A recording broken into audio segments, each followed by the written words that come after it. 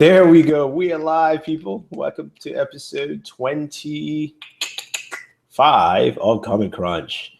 And we missed a week. I apologize. It's a slow start. And if you hear me grunt here, guys, hold on a second. Let me make sure my microphone is actually the right one. Just Google. Yeah, no, it is not the right one. I hear you clearly. Yeah, the things that you can hear, but when you watch the video later, it sounds completely horrible. So this is this mic now, and welcome. So I was going to say that I sprained my knee, and if you hear me just wincing some pain, that's from the knee. Yeah, just let you. Dude, please tell me it wasn't from that one video. Oh no. I went to kickboxing yesterday, and after kickboxing, I finished. Yeah, so that's when that happened. But we are here. So we have a few things. We're going to talk about that crossover event. But some news.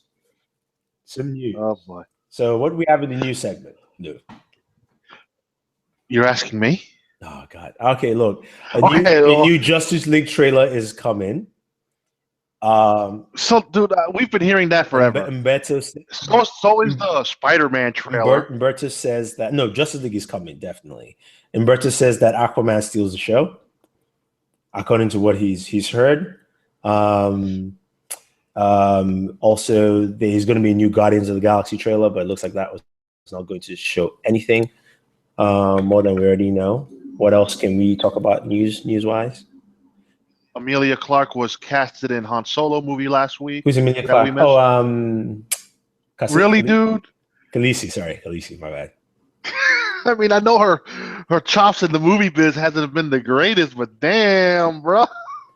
No. Sometimes for people, I just know their on-screen names and not their real names. So, okay. I'm kind of the same way. But no, we got that. Yesterday it was announced.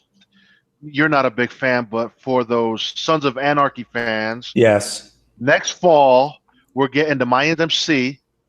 Kurt Sutter will direct the first episode, which is, for him, that's just guaranteed money now, because if the thing goes forever, he forever gets a paycheck, even though he's the executive producer.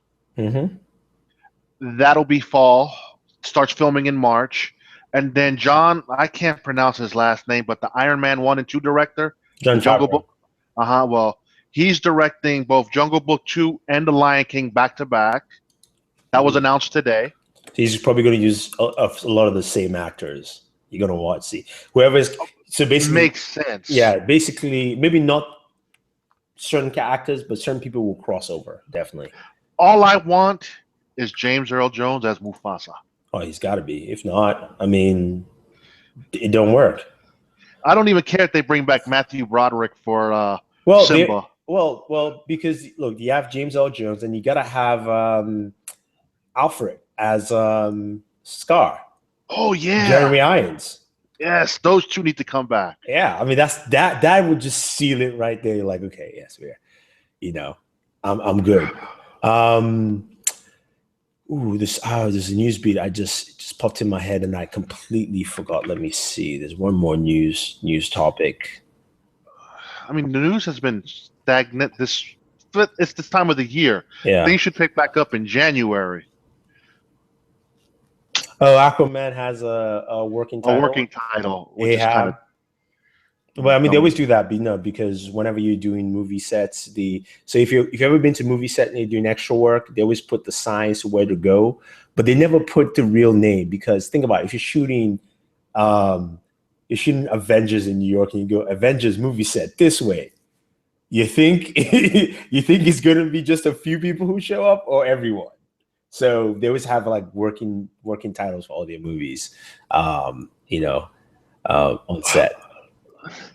Oh my God! Did you see that god awful Alpha 5?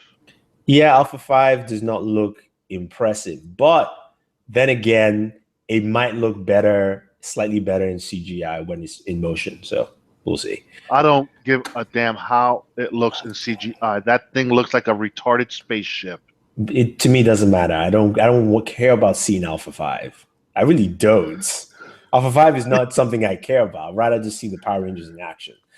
Escape from New York is going to be remade by Fox. They want to kind of make it in the vein, not in the vein, but they're looking at, I'm sure they're looking at the guys who have done the Planets of the Apes series, because that's what the report is saying. So they want to make it a little bit more gritty, kind of like that, which is nice, as long as you keep that kind of tone for Escape from New York. You know, it's great.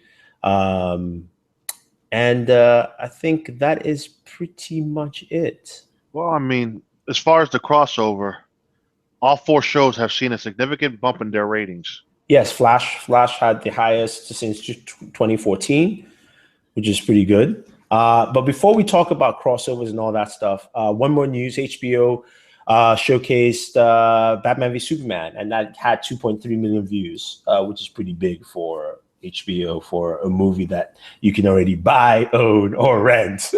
Yeah, but I mean, it's 2.3 million for the theater version. So here's a funny thing. So I went out to dinner a couple of days ago. I was eating by myself in a bar, and I hear these 2 guys talking. And one of the guys like, I just watched Batman v Superman. HBO had it, and he's like, "Oh my god!" So he starts complaining a little bit. And you know me. Of course, you jumped in that conversation. I jumped in, and we started talking about it. He didn't like the Martha scene at the end. So I explained what I thought Martha was. And he's like, "Oh, that makes perfect sense." And then he goes, "You know, it was a little dark and gloomy." I was like, the world is dark and gloomy now. I mean, just look at the political climate. And I just asked a very simple question, like I've said so many times. I don't care what anybody says. This is supposed to be a more realistic take. If Superman showed up right now, what would your reaction be? Oh, shit. Cool. And then what does he want? That's what we're trained for. That's what we're trained now. An alien shows up.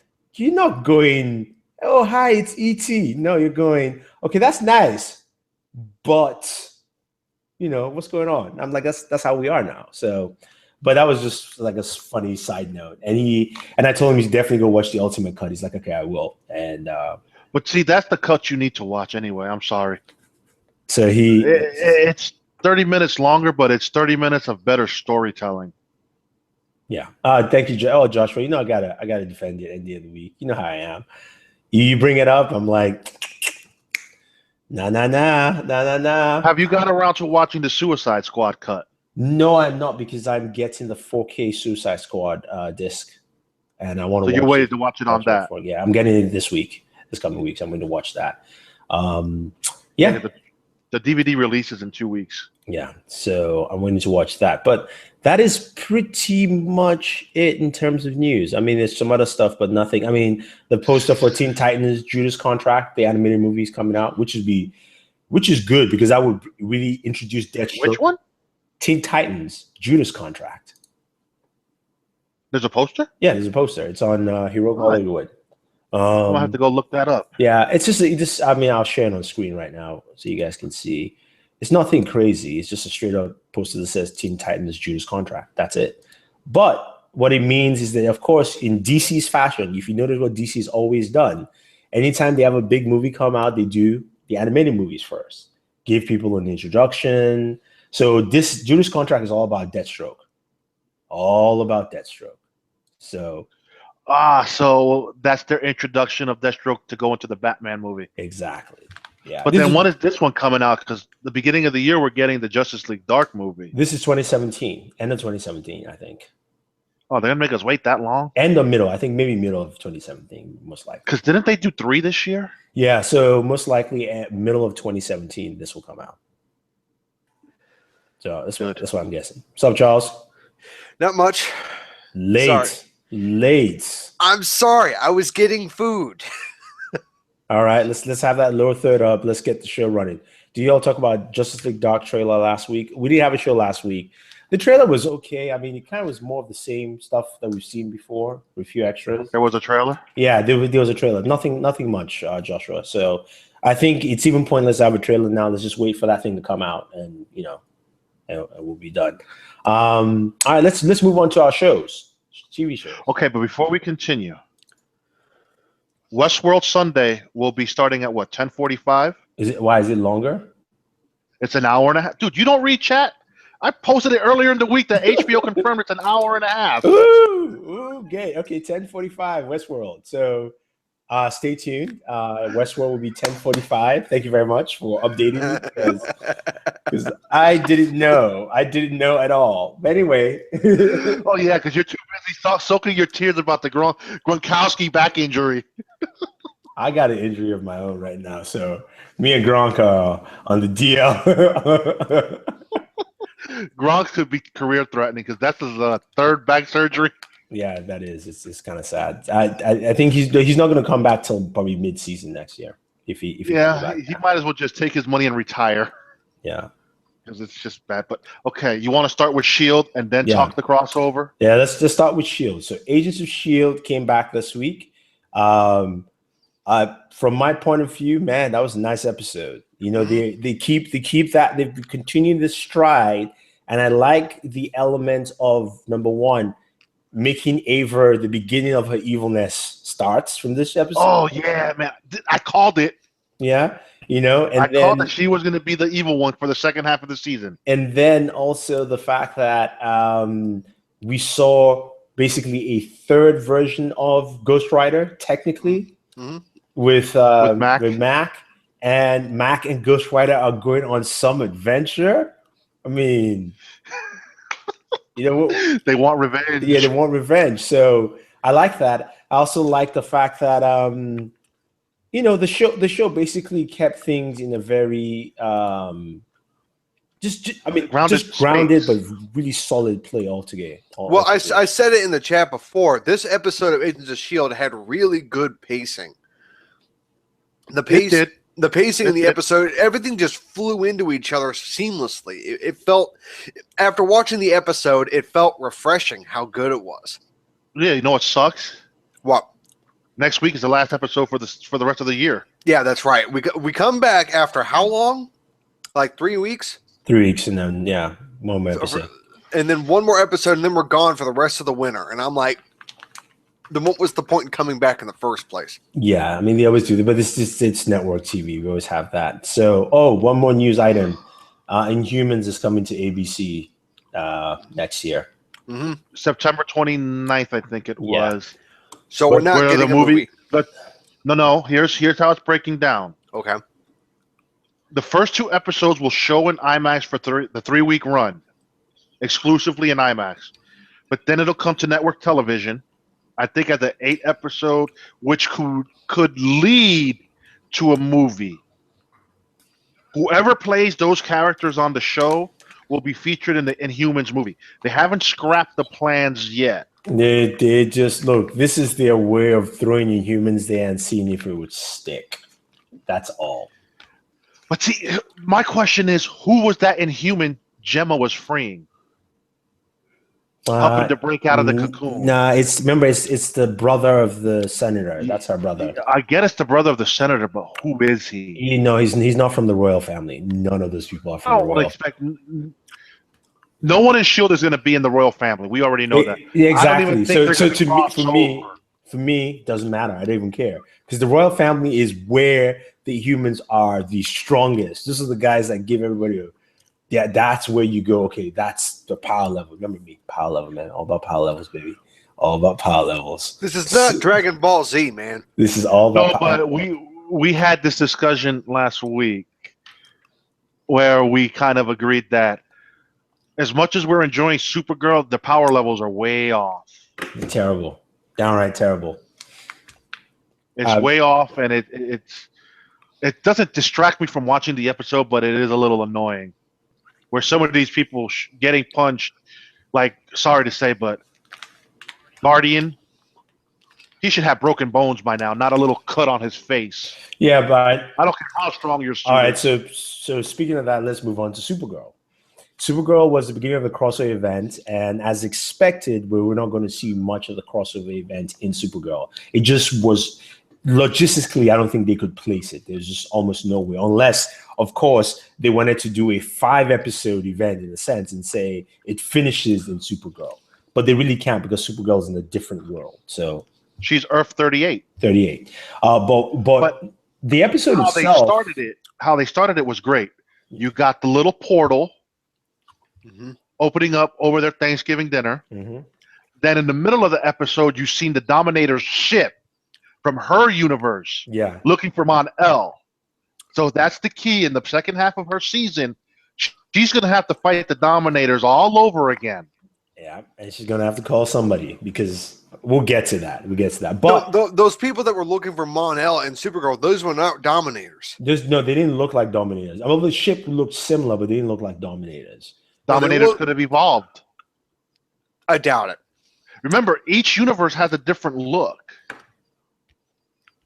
So she's Earth 38, so that could be the look of their Dominators. And what does Linda Carter have to play in? Because she's an alien and she's the president.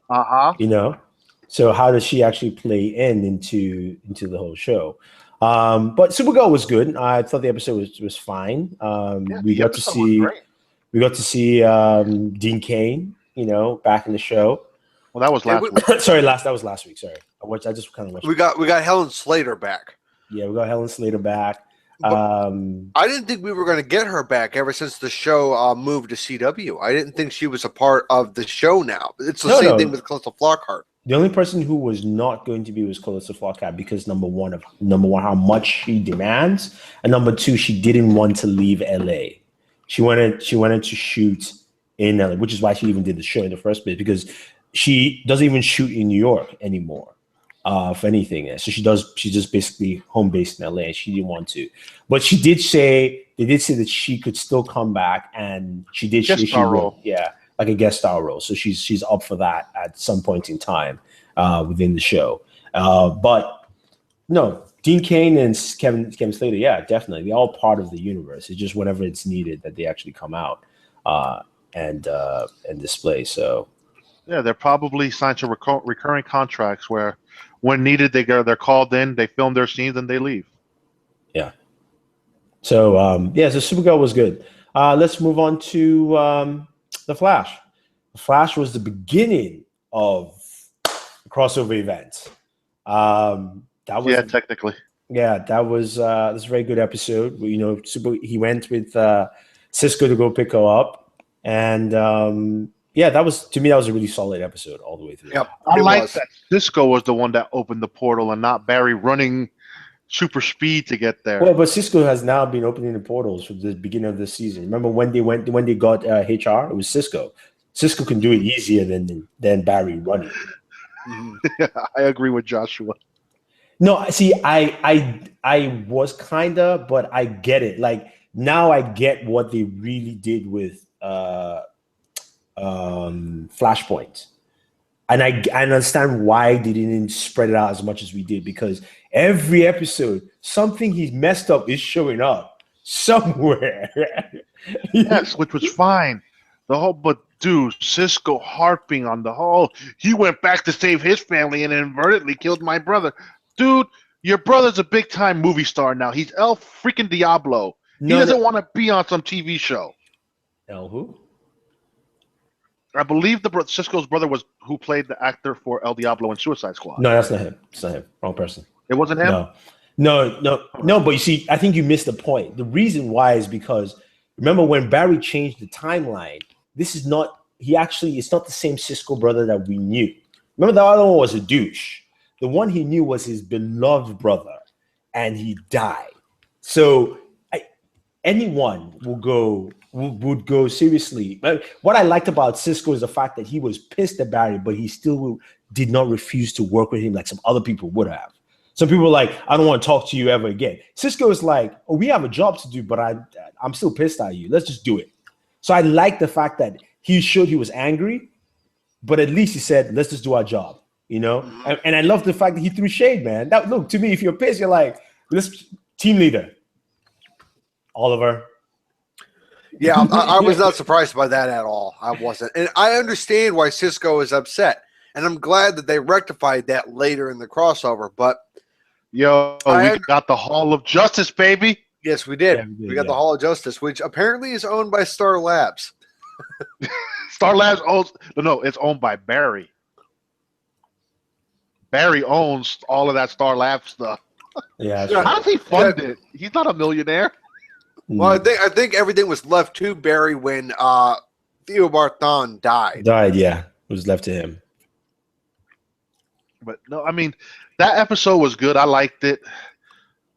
I even enjoyed the Arrow episode. It made perfect sense how in the Flash they got teleported up like some Star Trek shit to explain that whole mind control or mind hallucination that Oliver and crew went through. Yeah, no, I mean, first hearing those details, I was like, I don't know about that one. No, but I mean, I know in the chat, Charles was like, he didn't like that episode that much. I thought that was a very good episode because the one thing Arrow has to be grounded.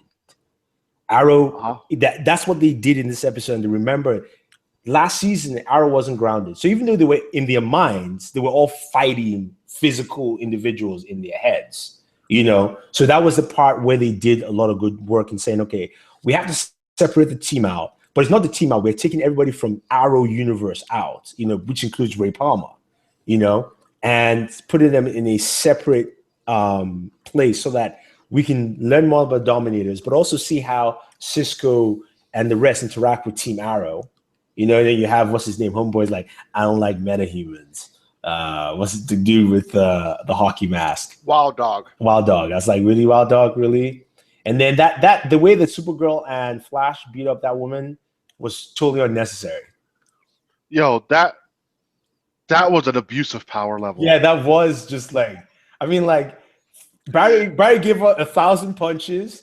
Then he now tag team Supergirl, and then she just threw the girl for a Barry clothesline.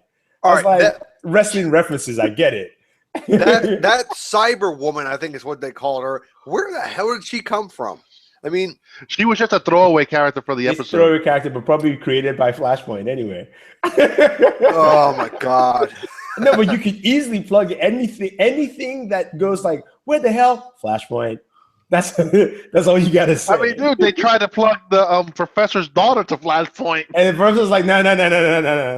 No, that was my own fault. But I do like it. I do like the fact that what's her name? Caitlin was like, oh, it's Barry's fault.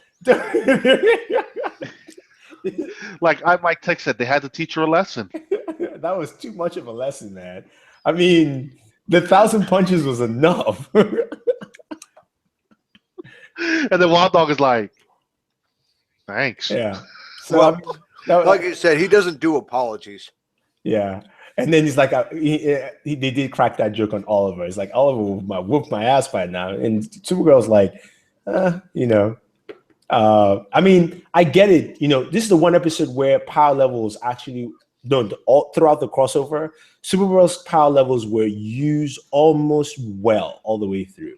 They took out certain fights because it would be just too much one-handed. Like in Arrow, they teleported everybody else other than her. It made sense, right?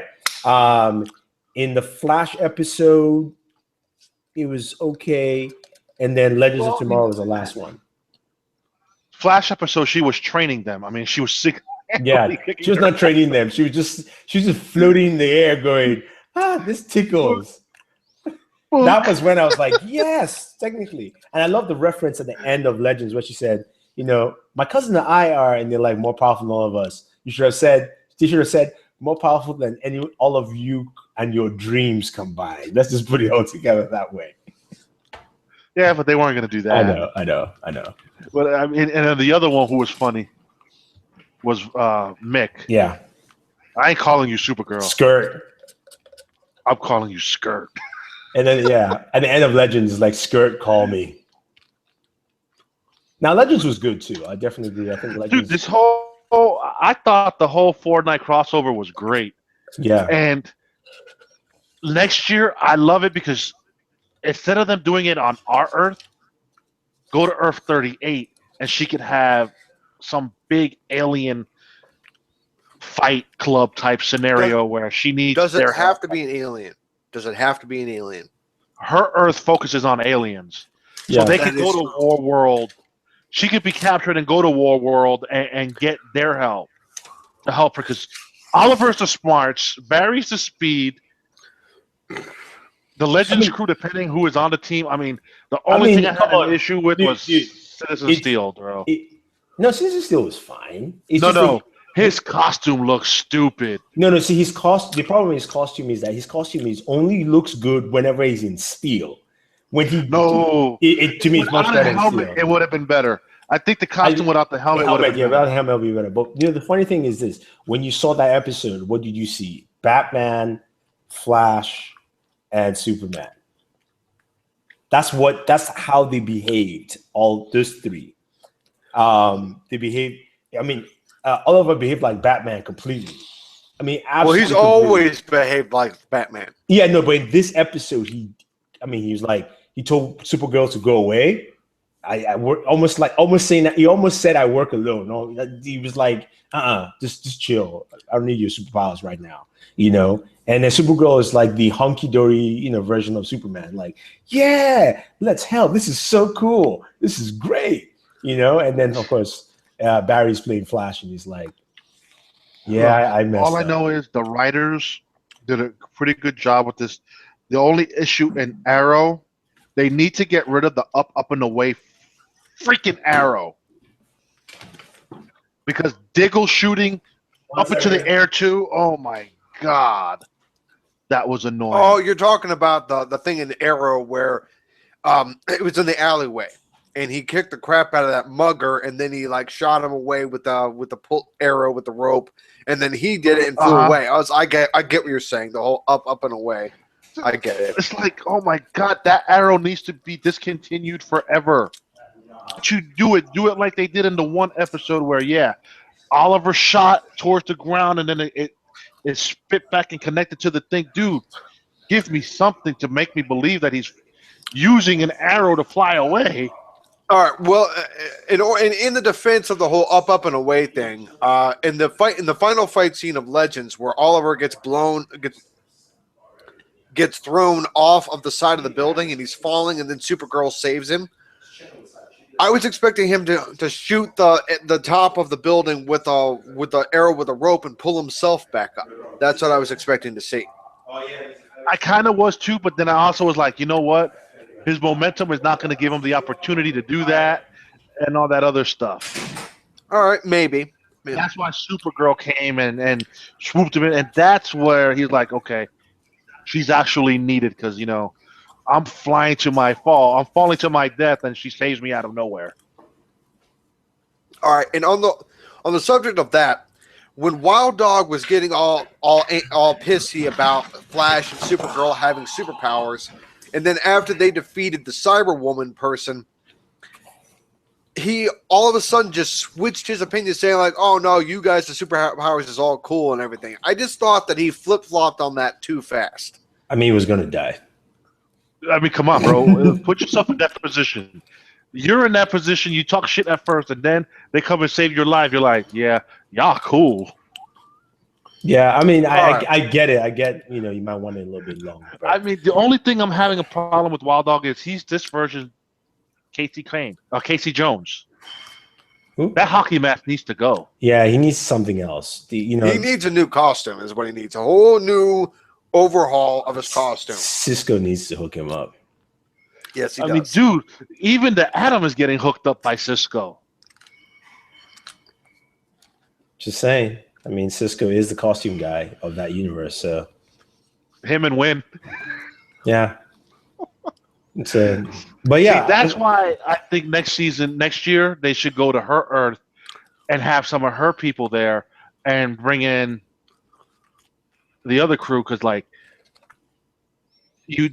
I could have did this episode fine without Maya. She was a little boring. Maya. Vixen. I mean, no, she was fine. She didn't do much. It's not like she actually did anything. She was extra muscle, and they needed extra muscle when they find the Dominators. But, like I said, to me, it was fine. That was her role was specifically because she can turn to elephant or gorilla. So, I mean, you always she can turn that. into anything. No, but I'm telling you, you need muscle. So you need. Oh, okay. Yeah. On the section on the moment in the fight scene where she was channeling the elephant, she just stood there and you see the elephant form and everything, and everybody in the background is just standing still, not doing anything for what looks like to be about 10-15 seconds. In 10-15 seconds, those Dominators could have come in and killed all of them. Yeah, but Supergirl was flying all around, making sure. So. But no. The only reason why they didn't is because it was a cool scene and they wanted to do it for production value. And I'm like, screw that. But you gotta say, they did pretty well with the alien ship and the Dominators. It looked pretty good for television. Yeah, they spent all their money for the air. No, they didn't.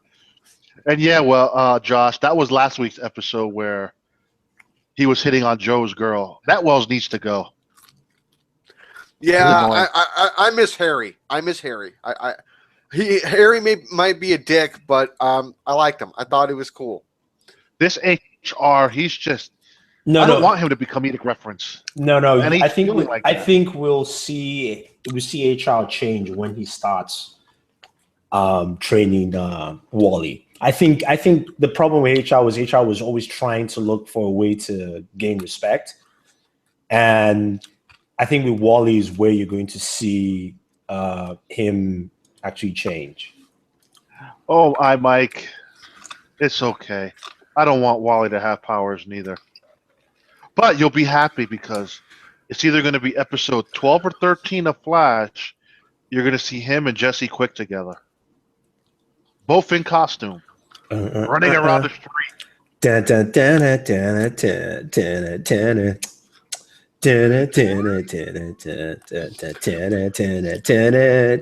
Kid Flash, Jesse Quick. That's going to be super quick. Hey. No dirty jokes. I was just singing, man. I was just singing. Oh, you people. I just said it's going to be super quick. We were just singing here. Oh, it's going to bring a whole new meaning to the word quickie. You dirty, dirty bastard.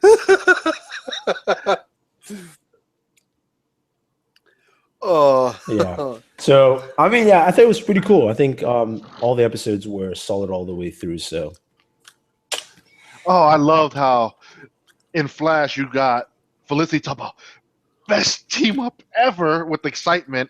Mm-hmm. And then in Legends, she's like, we're on a spaceship, like time travel. Her and Cisco are geeking out like nerds. I thought when she was speaking gibberish and she kept throwing up because of the effects of time travel, that was the funniest thing I ever saw. You know, that was a Star Trek reference. It was? Yes. It's a Star Trek reference from Captain Picard was talking to some alien. And those are the exact words he said that the alien said to him. Mm-hmm. Yep. Yeah, there was a lot of fan service. You know, shows like Stranger Things or Reference, you name it. They do a good job with. Cisco was funny with that. You know, Felicity, get with the program. Did you watch Stranger Things? What's wrong with you? Life imitates TV. Exactly. No, life imitates art is what he said. You got the reference though, right? Yes. Okay, keep chewing your French fry. Yeah. But anyway, I think that's it, guys. Good show. Ooh, Supergirl, Mr. Missile. Missile Spix is appearing in season 2. Ooh.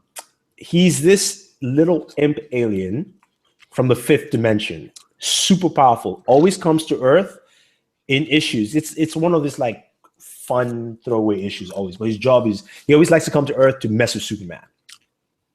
Like who'll make his day miserable. Because you know he has magic dimensional powers. So if Superman is flying, and then he just turns off his super flight like that, just to mess with him.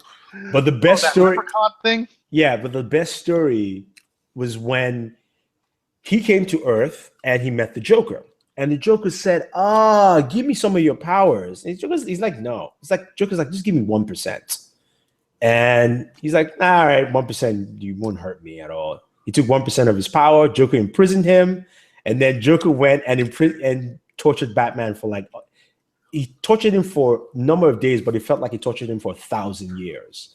Nailed him on the cross upside down, and then Superman came. He's like, "What is wrong with you? You don't give Joker anything. I don't care how strong you think you are. The Joker will mess you up somehow with that one."